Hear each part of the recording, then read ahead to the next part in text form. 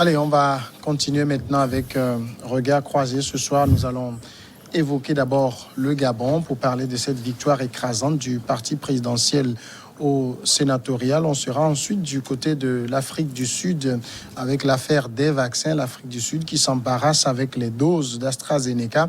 Au Mali, 28 casques bleus togolais ont été blessés dans une attaque contre leur camp. Et puis, au Togo, la lutte contre le terrorisme, Fort Gnassingbé remobilise l'armée à Koundouari, dans l'extrême nord du pays. Voilà pour le menu de ce jeudi. Et pour évoquer ces sujets, je suis sur le plateau avec Kofi Kanitom. Il est acteur de la société civile. Bonsoir Kofi Kanitom. Bonsoir cher ami et bonsoir tous les téléspectateurs et téléspectatrices de New World TV. Et face à vous, Francisco Napokura, journaliste freelance. Bonsoir Francisco. Bonsoir Samuel, bonsoir grand Kofi Kanitom, il y a longtemps. Et puis bonsoir également à nos téléspectateurs, spécialement à la famille Banabessé depuis Sokodé. Ils suivent beaucoup vraiment cette émission. La dernière fois, on était ensemble. Il vous salue. Merci. Il salue particulièrement également Firmin. Oui.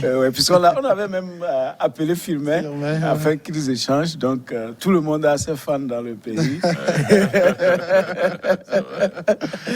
Ça fait plaisir. Ça fait plaisir. C'est une émission aussi qui est suivie un peu de par le monde. J'ai reçu entre-temps des choses de certains correspondants de l'Allemagne qui disent qu'ils nous suivent et surtout sur le YouTube et que c'est des débats très intéressants. Donc, ils encouragent tout ce qui se fait à New World ici. Et vivement, nous pensons que vous pilotez bien l'émission. Non, c'est vrai parce que sur le YouTube, surtout beaucoup de la diaspora, ils ne sont pas connectés en direct. Donc, c'est après qu'ils viennent suivre le YouTube. Et vraiment, leur retour qui vient, c'est très intéressant. Maintenant, quant aux populations, je crois que New World, ce que les populations demandent, c'est que on puisse avoir une plage horaire où les gens peuvent intervenir, soit directement, ou poser les questions par WhatsApp ou SMS, parce que aujourd'hui, on doit changer le modèle de communication. Ça doit être la communication, c'est-à-dire que le va-et-vient, l'interaction. Donc c'est très important. C'est ça qui va nous faire des médias encore plus de proximité pour que les populations également essaient d'exprimer ce qu'ils vivent et ce qu'elles vivent. Et aussi, on nous reproche aussi que on fait un peu de trop l'actualité internationale. Oui, on sait bien, ça dépend de la ligne éditoriale de la chaîne. Et puis les populations voudraient également que les caméras de la New World TV se promènent un peu dans leurs rues, dans les villages, afin de montrer aussi les réalités et que ces réalités, qu'on puisse également les commenter sur la chaîne. Et voilà. Exactement. On va étudier. Donc, moi, je voudrais peut-être me focaliser sur celui qui m'interpelle souvent de l'Allemagne, un certain Amessé Kokukabo. Donc, il suit effectivement tout ce qui se passe sur New World et puis c'est un bon défenseur de New World là-bas. En tout cas, ça fait plaisir. Oui, si vous permettez, c'est disons, les félicitations que je voudrais adresser au président de la Fédération togolaise de football, Kosivi Guy Akbouvi, pour la nomination de monsieur Chris Daké au secrétariat général de la FTF. J'avoue qu'en analysant cette nomination, c'est une première fois que je peux dire dans l'histoire du football togolais qu'on nomme quelqu'un sans sentiment. C'est-à-dire qu'il n'y a pas de vérifier de quel côté politique de voir, mais c'est la qualité qu'on a nommée. Mais une seule hirondelle, comme on le dit, ne fait pas le printemps. Il va falloir poursuivre, parce qu'il y a d'autres talents pour renforcer les différentes commissions de la Fédération togolaise de football et que nos tests soient respectés et que le football roule bien dans le pays. Voilà. Merci beaucoup et merci à tous ceux qui sont un peu partout dans le monde, qui nous suivent, qui font confiance. On va commencer donc tout de suite avec le premier sujet, c'est le Gabon. Nous allons évoquer donc cette victoire écrasante du PDG au sénatorial. Le parti du président gabonais Ali Bongo Ondimba a, sans surprise, remporté une majorité écrasante aux élections sénatoriales, raflant 46 des 52 sièges.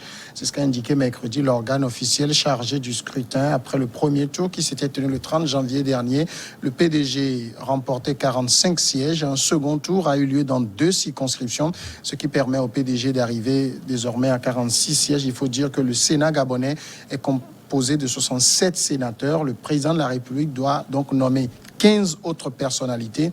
Les sénateurs sont élus par les élus locaux qui sont eux-mêmes largement dominés par le PDG. C'est dire, Kofi Kanitom, qu'il n'y a pas de surprise dans le fait que le PDG ait raflé la majorité écrasante. 2 éléments concourent à dire que cet élément devait être très bien fait parce qu'au niveau d'abord des élus locaux, les conseils municipaux et départementaux, vous savez que déjà le PDG était plus prédominant dans 22 départements, ce qui dépassait déjà les autres.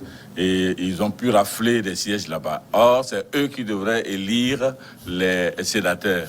Maintenant, c'est ça en badge que, étant là-bas, tous ceux qui doivent élire devraient être choses comme vous l'avez précisé. Et ce Sénat est composé de 67 membres, mais 15 sont nommés par le président. Oui. Là, ça rentre dans son secret. Et les 52 autres devaient être élus, comme je disais. Et les 52 là doivent être élus par les conseils municipaux et départementaux. Le PDG étant majoritaire là-bas, il est très flagrant que la victoire soit écrasante, et d'ailleurs c'est ce qui en est ressorti, et ça galvanise la position du président dans l'exercice de son travail, vu la tâche qui revient à ces sénateurs dans les votes de loi au niveau de l'Assemblée.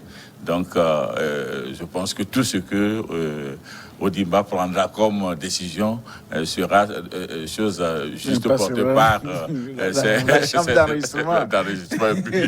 Et ça sera voté.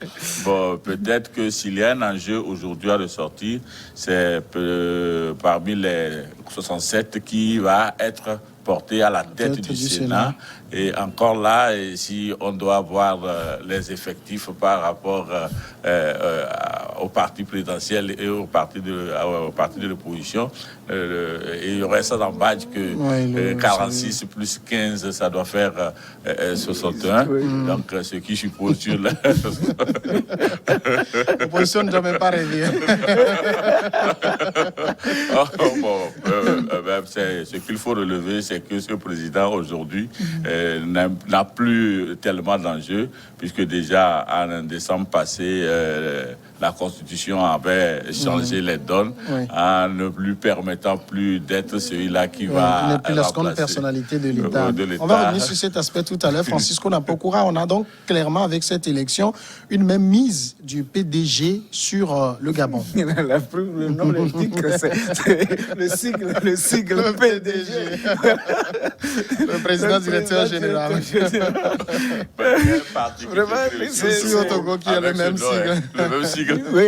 Non, on est à la démocratie russe ou chinoise. Donc voilà, le Gabon, le président, le parti au pouvoir, dont le président Ali Bongo, ils ont tout. Ils ont le beurre et l'argent du beurre.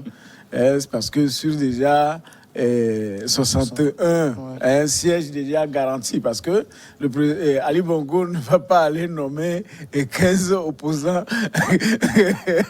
pour composer une assemblée qui soit qui tire sur lui. Donc, il ne va que encore choisir dans sa famille politique.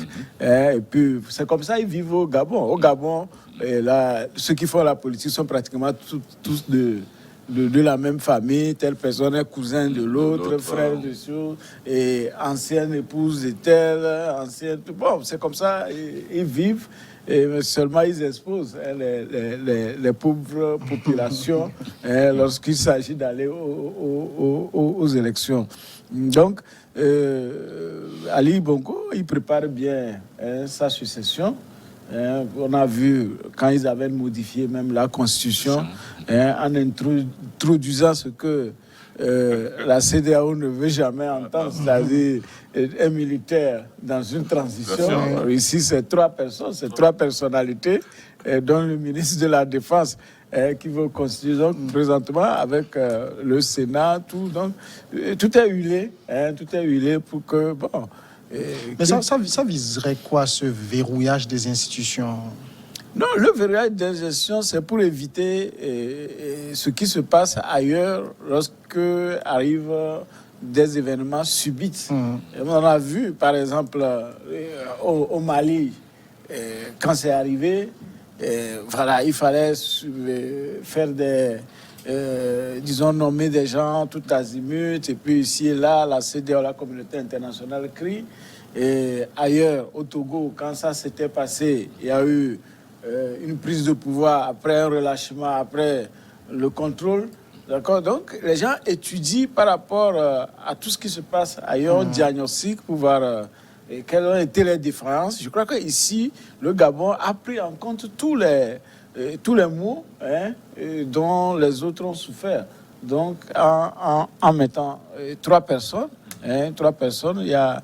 le 2 présidents des 2 chambres de parlement. Des 2 chambres de parlement, plus le ministre de la Défense. Bon, maintenant, à chaque moment, c'est des gens qui sont nommés par le président de la République.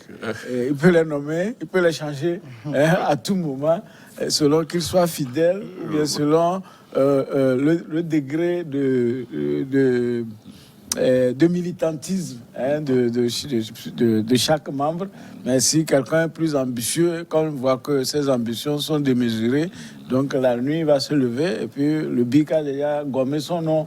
La gomme a gommé son nom et il n'est plus de la partie. Donc on mettra un autre pion. Et il y a aussi le fils de Ali Bongo qui est dans les coulisses, qui est en train d'être formé.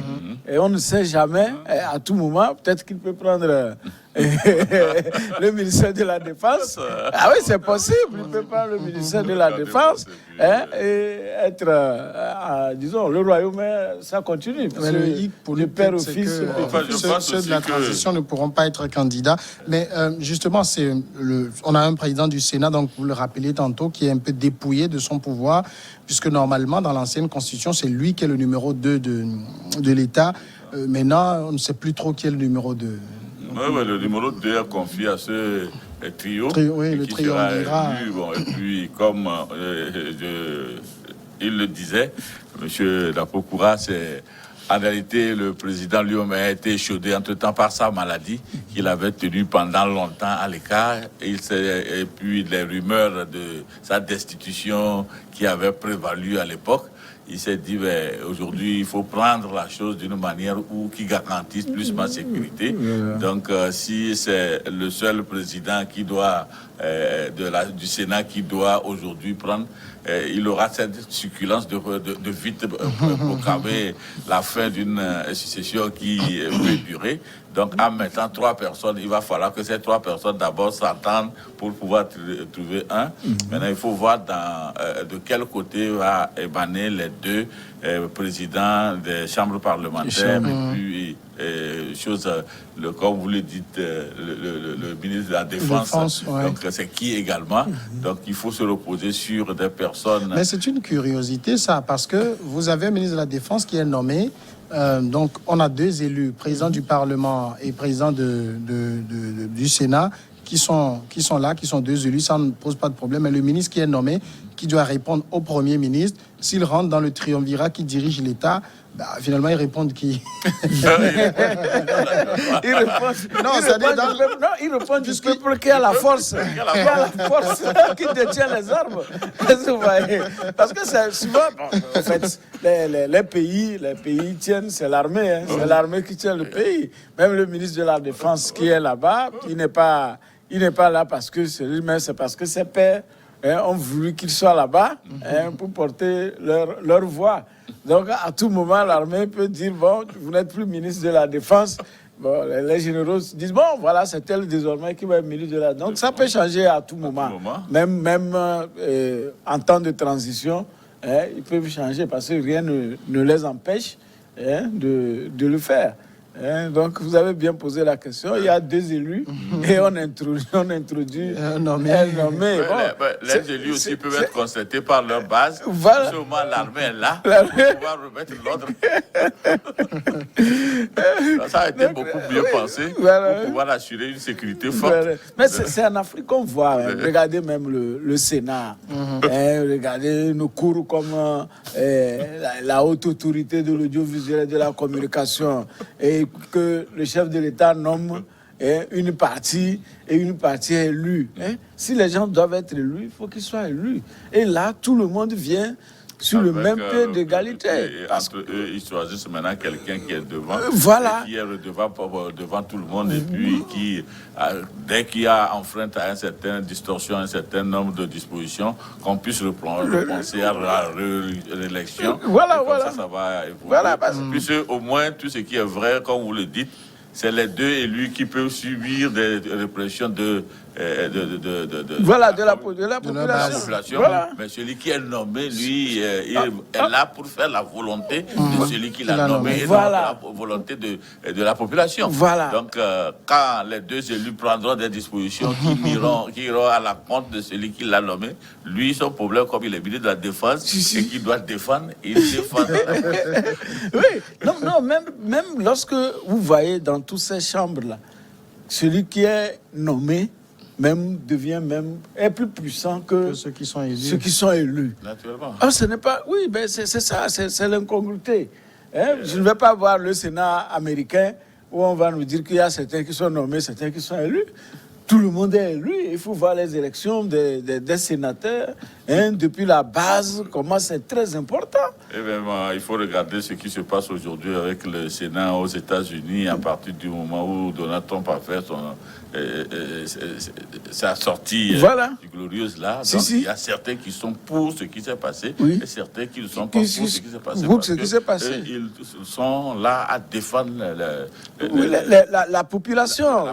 C'est-à-dire qu'ils voient leur base. Voilà, donc ici, je pense que c'est une école qui n'est pas encore totalement ouverte. Peut-être que la scolarité est très grande, nous n'allons pas y assister. D'accord, on va marquer la première pause et on revient après. Continue.